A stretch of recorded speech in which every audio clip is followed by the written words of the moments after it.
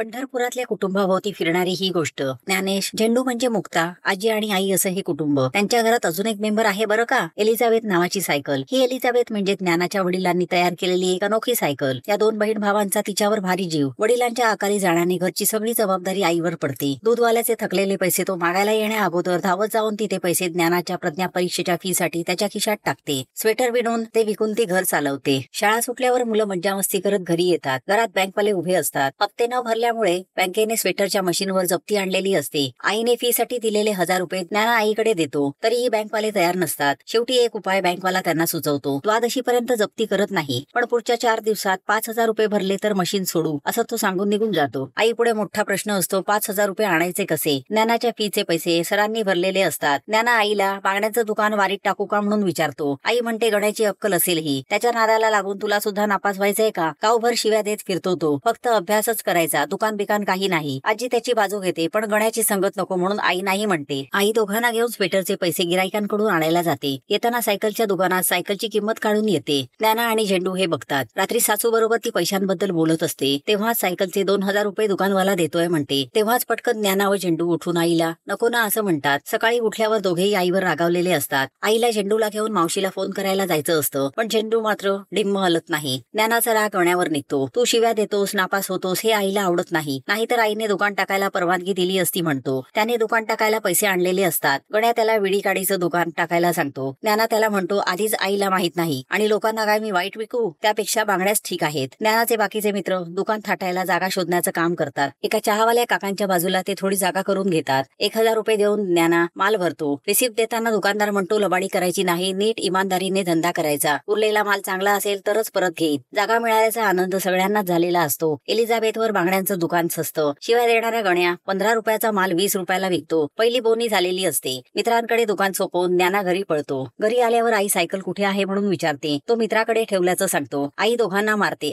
आत्ताच्या आता सायकल घेऊन यायची असं सांगते. ज्ञाना ती पंक्चर असल्यामुळे दुकानात ठेवल्याचं सांगतो. शेजारी येऊन मुलं लहान आहेत, मारू नका म्हणून सांगतो. आई अडचणीत आहे, एवढंही कळत नाही त्यांना. आई त्यांनाच म्हणते. जेवण झाल्यावर ज्ञाना झेंडूला दुकान चालू केल्याचं सांगतो. मिळालेले पैसे दाखवतो. झेंडूला गच्चीवर नेऊन आळीपाळीने दुकानात बसायचं सांगतो. आणि आईने विचारलंच तर सांगायचं जास्तीचं पाठांतर करतोय. Don't disturb. ज्ञानेश पळणार इतक्यात आईचा आवाज येतो. अभ्यासाला वरतीच काय बसायचं आई विचारते. अभ्यासाचा मूड लागलाय ग, मुक्ता सांगते. ज्ञाना तिथून पळ काढतो. गल्ली पोळातून पळत दुकानापर्यंत पोहोचतो. स्वयंपाकाच्या कामाचं बोलायला आई जाते. इथे टेहाळणी बुर्जावरून झेंडू लक्ष ठेवून असते. आजी बरोबर झेंडू बाहेर पडणार इतक्यात विद्यार्थी सहाय्यक संघाच्या मॅडम दारात येतात. आई ज्ञानेशला पाठवायला मुक्ताला सांगते. मुक्ताची पळापळ सुरू होते. ती ज्ञानाला घरी जायला सांगते. आई हाक मारत गच्चीवर येते. ज्ञाना दुसऱ्या दरवाजाने आत शिरतो. उडालेला कागद उचलायला इथे आलोय म्हणतो. आता दुकान सांभाळण्याची जबाबदारी मुक्ताची असते. सगळ्यांचे रेट ती लिहून काढते. मित्र म्हणतो जमेल ना तुला? ती म्हणते मला गणितात 100 पैकी 42 मार्क होते. आता अभ्यास करून दमलो म्हणून बाहेर जाऊ का? ज्ञाना विचारतो. आई त्याला रागावलास का म्हणून विचारते. आई येताना सायकल घेऊन ये म्हणते. ज्ञाना पुन्हा पळ काढतो. आजीला वाती वेळण्याचे 50 रुपये मिळालेले असतात. आई म्हणते उसने मागायचे तरी कोणाकडे? ज्यांनी दिलेले आहेत त्यांचेच अगोदरचे थकलेले आहेत. आजी मालकीणबाईंचं नाव सुचवते. तेव्हा आई म्हणते कुठल्या तोंडाने विचारू त्यांना? 6 महिन्यांचं भाडं थकलेलं असताना एका शब्दाने भाडं मागितलं नाही त्यांनी आपल्याकडे. आई भांडी विकायला बाहेर पडते. ज्ञाना तिला बघतो. भांडी गेल्याचं मुक्ताला येऊन सांगतो. मुक्ता म्हणते आता एलिझाबेथचा नंबर. ती विचारते एलिझाबेथचा अर्थ तरी काय? ज्ञाना सांगतो इंग्लंडची राणी खूप वर्ष टिकली म्हणून टिकाऊ, म्हणून आपली ही एलिझाबेथ टिकाऊ. अभ्यास करायचा म्हणून मुलं दुकान बंद करून सामान गड्याकडे ठेवून घरी येतात. दोन्ही मुलं खूप खुश असतात. त्यांची कमाई झालेली असते. तेवढ्यात त्यांचा मित्र कल्पेश सांगायला येतो की उद्या सर कम्प्युटरवर नकाशे दाखवणार आहेत. ज्ञाना आईकडून परीक्षेचा आहे असं सांगून परमिशन घेतो. आई सुद्धा मावशीकडे सोलापूरला जाणार असते. आई सोलापूरला जायला निघते. दोघेही एलिझाबेथला घेऊन निघतात. माल भरण्यासाठी ज्ञाना परत दुकानात येतो. त्याला 3000च्या बांगड्या आवडलेल्या असतात. मालक त्याला उधारीवर 3000चे 2 बॉक्सेस देतो. आतापर्यंत 507 रुपये जमलेले असतात. अजून 1500 बाकी असतात. ज्ञानाच्या वर्गातला माद्या सामानासाठी कॉट द्यायचं म्हणतो. गण्या ज्ञानाला सांगतो याच्या घरी गेल्याचं कोणी बघितल्यावर राडे होतील. त्याची आई गणिका आहे. झेंडूचा लगेचच प्रश्न गणिका म्हणजे काय? ज्ञाना तिला सांगतो तिचं गणित चांगलं असेल. शेवटी त्यांना माद्याच्या घरी कॉट आणायला जावंच लागतं. काकू म्हणत तिच्या पाया पडत ते कॉट घेऊन निघतात. बहिणीसाठी वडापाव घेऊन परत निघताना त्याला आजी बघते. बांगड्या कशा दिल्या आजी त्यांना विचारते. आजीला कळतं की त्याने घरातले 1000 रुपये घेऊन धंदा सुरू केला आहे. ज्ञाना 1300 झाल्याचं सांगतो. आजी आईला कळलं तर फोडून काढेल तुम्हाला म्हणते. दोघेही आजीला सांगतात बाबांची एलिझाबेथ वाचवायची असेल तर आईला सांगू नकोस. घरी आल्यावर लाईट्स गेलेले असतात. आई आलेली असते. आजी आईला आम्ही प्रवचनाला गेलो होतो म्हणून सांगते. सगळे मिळून आईकडे 3000 रुपये जमलेले असतात. अजून 2000 कमी पडत असतात. होतात. आई म्हणते एलिझाबेथ काढावीच लागणार. ज्ञाना विचारतो पण वाद अशिला ना, मुलांबरोबर आता आजीही कामाला लागते. बाजूचे चहावाले काका दुसऱ्या ठिकाणी जातात. आजी 5 रुपयाने चहा विकते. दुकानात बरीच गर्दी होते. गर्दीत बांगड्यांची किंमत विचारणारे काका परत येतात. तेवढ्यात जादूटोणा कायद्याला विरोध करणारे व पोलीस यांच्यात बाचाबाची होते. धक्काबुक्कीत ज्ञानाच्या स्टॉलवर सगळे आदळतात. झेंडूला लागतं. सगळ्या बांगड्या फुटतात. एक जोडपं त्यांच्याकडे बांगड्या विकत घेत असतं. ते तिथून निघून जातं. ज्ञानाच्या लक्षात येतं की 3000चा एक बॉक्स गायब आहे. ते त्या जोडप्याचा शोध घेतात. ज्ञाना त्यांना शोधून काढतो. पण 3000चा बॉक्स त्यांच्याकडे नसतो. गण्याला 3000च्या बॉक्स बद्दल कळतं. गण्या कचऱ्यातून एक बॉक्स शोधून काढतो. उरलेल्या बांगड्या त्यात भरतो. दोघेही दुकानदाराकडे येतात. 3000च्या बॉक्समध्ये 200च्या बांगड्या भरल्याचं शेठला कळतं. ज्ञाना शेठला सांगण्याचा प्रयत्न करतो. तगलीमुळे बांगड्या तुटल्या. 3000चा बॉक्सही सापडत नाहीये म्हणतो. पण शेठ ज्ञानाला मारतो. पोलिसांना फोन लावत असतो.